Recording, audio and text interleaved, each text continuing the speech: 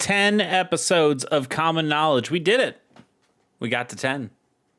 And we're going to go higher. God willing. But first, we got to get through these 10 cards, and we will start with Phyrexian Rager. All right, let's talk about it. Phyrexian Rager is 2 and a black for a 2/2 Phyrexian Horror. When it enters, you draw a card, and you lose a life. This card is not good anymore. And I don't know if it was ever that good. Where is it originally from? Yeah. Katie or Apocalypse, yeah. Good stuff. No longer though. It's just not good enough anymore, right? Drawing a card is great. Losing a life isn't that big of a deal, especially if for a card. You'll pay that rate basically all day long. 2/2 is not good enough stats, especially when you're paying 3 mana for it. And there are other cheaper creatures that do similar things. What is it? Oops, that's not what I wanted. What is it? Is it? It's a vampire. It costs 2. Vampire costs 2. Lose life. Draw card. Dusk Legion Zealot. That's what I'm thinking of. You're paying 1 less. You are getting 1 less point of power and toughness, but I think you would generally play this over the Rager, and I also don't think you would play this. It's not good enough. It's just not good enough anymore. That's just the way things are. It's sad because I think Phyrexian Rager is a cool card that has some cool history to it, but it just doesn't cut that mustard any longer. I'll give it a 3.1. Mostly because I like Phyrexians. Unholy Strength. Oof, boy. Speaking of cards that are no longer good, but I do remember them fondly. Let's go all the way back, all the way back to Alpha. This card costs $71 from Alpha. And then, there was, where'd it go? No, it stayed in Revised. There it is. 4th edition, they went, can't have that pentagram in there anymore. That's unholy. Yeah, it says it right on the card. Well, this is my Unholy Strength, though. This is this 5th edition. Yeah, 5th edition. That's the Unholy Strength I remember. That was it was one of the first cards I ever got. My neighbor went off to college, and she said, "Hey, you can have all these cards if you want them."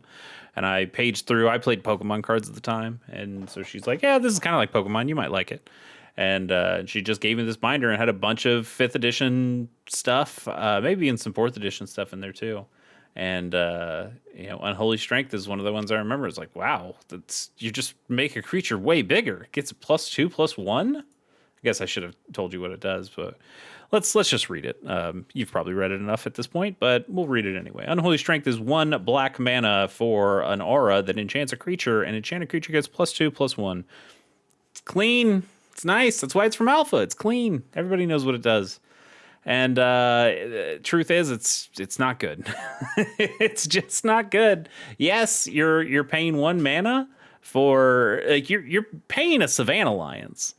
You just get a Savannah Lions, but you get to Voltron a Savannah Lions onto another creature. Seems good, except that it's not. Somebody just blows up the creature as you try to cast this aura on it. Or they kill the creature even after the aura has been put on it, and you lose 2 cards to their 1 card. Generally not what you want to be doing. But it's Unholy Strength, right? It's so cool. It's so cool. But it's unfortunately past its prime. I miss you, Unholy Strength. Unholy Strength gets a 2. Brass Man. We're pulling out a bunch of old cards that I like that are not good. Brass Man costs 1. It's an artifact creature construct. It's a 1/3, and it doesn't untap during your untap step. It's pretty bad, right? At the beginning of your upkeep, can pay 1, and if you do, you untap it. So yeah, you get a 1/3 for 1. Those are pretty good stats. But if you ever tap it, or if it ever gets tapped by an opponent's thing, or you ever try to attack with it, you got to pay up to get it back up. And I don't, like, at this point, certainly there's so many other cards that are better than this.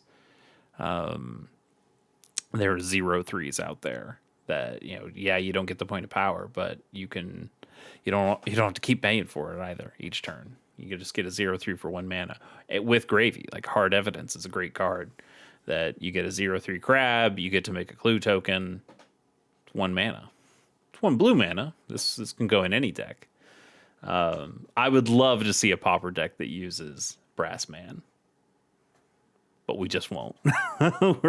we're never gonna see that. Brass Man is not good. I'll give it. It's power and toughness, and I'll give it a 1.3.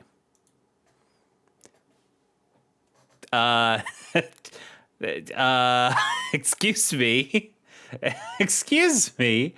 There are 10,226 cards, and we're hitting random.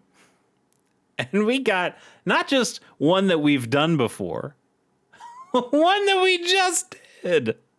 One that we just did. And the same art, too. It didn't even give us a different art style. Wow. That's what random gets you. Fairy Macabre. So that one obviously didn't count. That Unholy Strength that we did the last time. This one counts, and it counts good. You see how much this costs? This costs, like, it's a common card. It costs $5.50, $2.50, $4, $3.50, almost $2 to get this white bordered version from Mystery Booster 2. Like, I thought Pauper was the cheap format, right? These are commons. Like, why? Commons don't cost anything more than 15 cents, right? This one costs more. This one costs more, and for good reason, too. Fairy Macabre is 1 and double black for a 2/2 Fairy Rogue. It's got flying, but most importantly, it says discard this card. Exile up to 2 cards from graveyard. So you discard this card from your hand. And that's the important part, is that most of the decks that play Fairy Macabre cannot play Fairy Macabre with their mana base. They don't have the black mana to cast this card, but they don't care about casting this card. It's not a card that you're casting. It's a card that you are discarding from your hand as a form of graveyard hate. And graveyard hate is very important in the Pauper format because there's so many meta decks right now, and basically have always been and probably always will be a lot of graveyard decks in the Pauper format. They're just really popular, and there are a lot of cards that synergize with them, and they keep making cards that synergize with them. And so to have a card that you can discard for free at instant speed and exile 2 cards from graveyards is incredibly important. If you're playing against the green-black dredge deck, the Golgari dredge deck, and somebody's got the Lotleth Giant, which is a giant creature that is a finisher that ends the game basically on the spot, and they try to reanimate that thing, you can discard this card out of your hand, even with all your lands tapped, and you make them exile that. They don't get to choose that anymore. For Tolarian Terror decks that want to have those instants and sorceries in the graveyard so they can cast the big terror, Tolarian Terror or the Cryptic Serpent, you exile this again, or you discard this again at instant speed, and you make them exile a couple of those instants and sorceries before they have the opportunity to cast their big boys. This card's great. this card shows up in sideboards all the time, and sometimes even the main board. It's also the channel of oh god, it's the channel mascot of it's Spratic, I think is his name, who's a Pauper player that I love watching, and shows up in a bunch of his decks as well. This card is great, and as like a super sideboard staple, this gets an 8. It is really that good. I don't have any copies of it. I wish I did, because it's that good. I'll probably end up getting a handful of copies of this someday. But man, great card, fantastic card. Really happy to see that show up on the channel here. Dark Heart of the Woods, cost Golgari mana, black and green for an enchantment that says sack a forest, you gain 3 life. So this is a little similar to a Zurin Orb, which is a colorless artifact that costs 0 mana, and you can sacrifice any land, and you can gain 2 life. This though, you know what? I don't think I ever knew that this was in Ravnica as an uncommon, but it's from the dark, and look at that art. A lot better, right? But here's the problem. Generally, like, does 3 life, does that extra point of life make it worth it to spend 2 mana of 2 very specific colors and to only be able to sack forests? And in your Golgari deck, you definitely have more than just forests, right? Because how'd you get that black mana? I mean, there are ways of getting black mana with just forests as your mana base, but it's too narrow. It's way too narrow. If you did want this effect, I think you would be just happy with Zurin Orb, especially because it's free. So this one's pretty awful. It's a cool card. It's a great name. It's not a good useful card though. I'll give this a. I think I just give this a 1. I think I do. Look at this arto. Look at that art. It's really good. Really good art for a really bad card. Conduct Electricity costs 4 and a red for an instant. Conduct Electricity deals 6 damage to target creature and 2 damage to up to 1 target creature token. This is from Bloomburrow. It's currently available in standard as I'm recording this now. It's not good enough. It costs 5 mana. That's Lava Axe mana. And it's actually, wait, is Lava Axe is 4 and a red, right? Lava Axe. Yeah, 4 and a red. That's what I thought. Yeah, never doubt myself. Now this is an instant. Instant speed's pretty nice, but you're paying Lava Axe mana to deal 6 damage, but only to a creature. And then you're dealing an extra 2 damage, but only to a creature token. There are quite a few creature tokens in Pauper. And I'd say a good majority of them are 2 toughness or less. Not all of them, but a good chunk of them are 2 toughness or less. 6 damage also takes out a lot of stuff. It takes out the Tolarian Terror. It takes out that Cryptic Serpent. It takes out that Lotleth Giant. It takes out a Troll of Khazad-dûn. It does not take out a Generous End. But it deals with a lot of stuff. But none of that matters because this costs 5 mana. And that's really the end of the story right there. And then the second death knell is that this only hits creatures. If I'm paying 5 mana, I really want to be able to do damage to a player as well. And they also don't play Lava Axes in Pauper because it's too expensive. It doesn't. This is not a good deal. This is not a good rate. It's fine, but it's too expensive, and it just will never show up in your decks. And for that, I give it, especially in red decks. If you're in a red deck, you want to be really low to the ground for the most part in Pauper.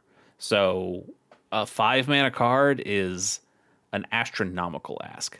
So It gets a 1.6. Lantern Bearer. I think this is our first transform card that we've seen so far.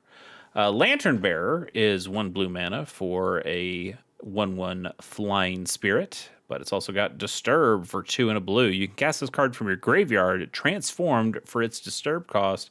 Well, let's take a look at what it looks like on the backside. It's Lantern's Lift. It's now an enchantment that gives a creature, enchanted creature, +1/+1, and has flying. And then if this gets put in your graveyard, this aura gets put in your graveyard from anywhere, you exile it instead. So they don't want you to keep being able to disturb to keep getting this out of here. That'd be ridiculous. But basically, hey, you get a 1/1 flyer, and then if it ever does go to the graveyard, you get to bolt its stats onto something else, kind of like an Unholy Strength, right? And it's fine. It's fine. But we looked at that Ilvoy Galeblade. I think it was last episode. And that's just better. You know, a 1/1 flyer with flash that can also draw you a card. And I think you're going to find that utility more useful than the utility of bringing this back as an enchantment. You could make an argument, though. I don't think you could win that argument, but I think you could make that argument of, well, okay, what if I played this as my 1-drop in my Fairy Ninja deck, and then I attack on turn 2, bring this back to my hand, bring out a Ninja. If this ever died, then I can give that Ninja flying as well and boost that Ninja up, make that a little bit more evasive, be able to draw more cards off that. And I think that's an argument. Again, it's just not a very good one. I like spirits. I think spirit is, it's a very well-fed creature type because they make a lot of spirits in Magic. I don't think they make a lot of spirit typal cards. There's certainly some, but they don't make a lot of spirit tribal cards. And I should know, I've got a champions, or I've got a Kamigawa block commander deck that only uses cards from actually no, it uses cards from Kamigawa Neon Dynasty, the Neon Dynasty commander decks, and the original Kamigawa block. So it does have more than just the original Kamigawa cards, but that is a spirit tribal deck, and it's not that great. It's a pretty bad deck. I love it, but it is a pretty bad deck.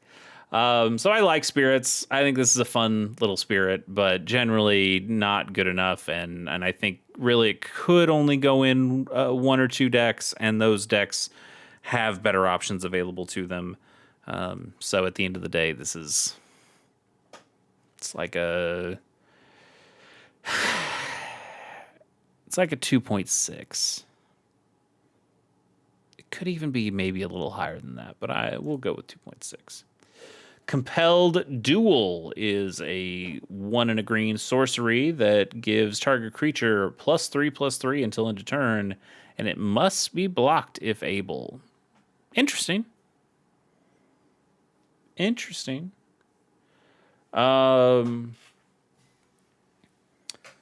You put this on a Death Toucher, force a bad block like that. You put this on a small creature. You put this on like a 0/1 Eldrazi spawn. And okay, somebody's got to block your 3/4 spawn, but also it lets all your other creatures over here.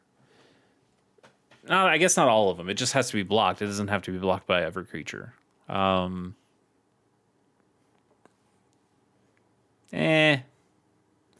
It's interesting, but it's not good, right?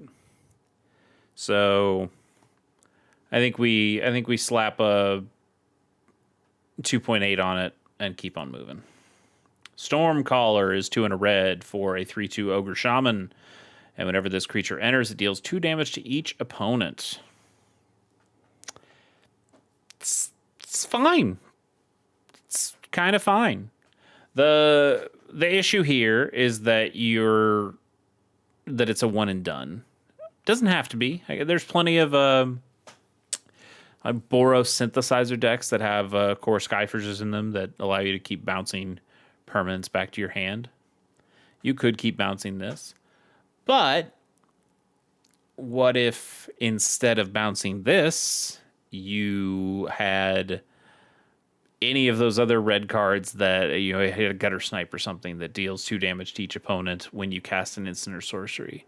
Or you had a, what is it, like one of those archers that deals a damage for every non-creature spell you cast.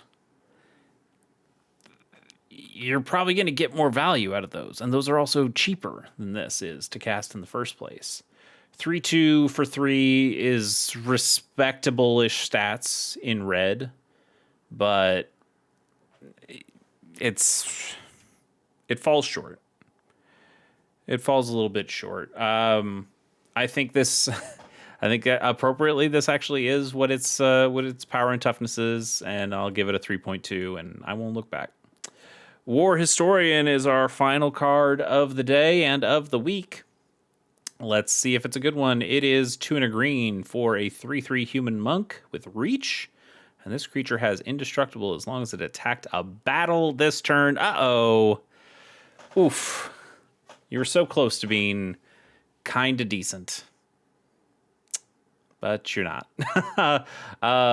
3 mana for a 3/3 with reach is not the worst. And the idea that it could get indestructible is kind of nice. But it's very situational, and I don't know that there are any battles. In fact, let's take a look at that. Let's type in battle, and let's go legal in where'd it go? Pauper Commander. Pauper, there you go. Jeez. 0. Answer is 0. There are no Pauper legal battles. And that is the death knell for this, because there's plenty of 3/3 creatures with reach for 3 mana, if not better. So not having any battles, this loses what makes it special. And honestly, what made it special is not all that good anyway. So it's pretty bad. It's a 1.3, and it's pretty forgettable. You know what? It's the end of the week. I'm having a good time. Let's spin the wheel one last time, get ourselves a bit of a bonus, and it's a Thundering Tanadon, which costs 4 and 2 Phyrexian green mana, which means you can either pay a green or you can pay 2 life for each one of those pips. So this could be only 4 mana and 4 life for a 5/4 with trample. It's a Phyrexian beast. It's also an artifact. Which isn't nothing. So would you pay 6 mana for a 5/4 trampler? No, you wouldn't. Would you pay 5 mana for a 5/4 trampler and lose 2 life? No, not me. And then would you pay 4 mana for a 5/4 trampler and lose 4 life? And it'd have to be a pretty specific situation, but that's close. It's kind of close. If you could pay 3 mana for that and lose 4 life, I'd say yeah, I'd do that. That's a pretty good deal. You losing 4 life is less than what you hope this does to an opponent over the course of its lifetime. Trampling over blockers, or just taking big chunks of damage, that'd be a decent trade at that point. I paid 4 life to be able to deal 5 damage. It's not a bad deal. But generally the problem is you're not going to get to do that. There's so many artifact decks in the Pauper format that you're going to find a lot of artifact hate, and then you've spent a lot of mana and maybe a good chunk of your life, maybe up to a 1/5 of your life total, your starting life total at least, to play a card that somebody destroys instantly or bounces back to your hand. And so are you going to do that again? Ooh. No, you're probably not. You're going to learn your lesson after that. These Phyrexian mana symbols are really good in Pauper. Not on this card, but there's a handful of cards that you absolutely use them on. Mostly they are cards that you can cast for free. Yes, you're paying the life for the mana symbol, but you don't actually have to put any real mana into them, and you do still get a good effect for it. Hopefully we'll get to Gut Shot at some point, and I can tell you why Gut Shot is so good. But we've got Thundering Tanadon here, and this is bad. It's bad. It's 2.7, 2.6, 2.5. Let's say 2.5. Let's say 2.5. Yeah, not good enough. Not good enough. And that is, I feel like I say that a lot, and I'm sure I'll say that a lot more going forward. Because while a lot of these cards are good or okay, they're not good enough to fit into a Pauper deck. So we'll end with a bit of a whimper, a thundering whimper, but a whimper nonetheless on this episode, the 10th episode of Common Knowledge. And we'll see you next week. Bye.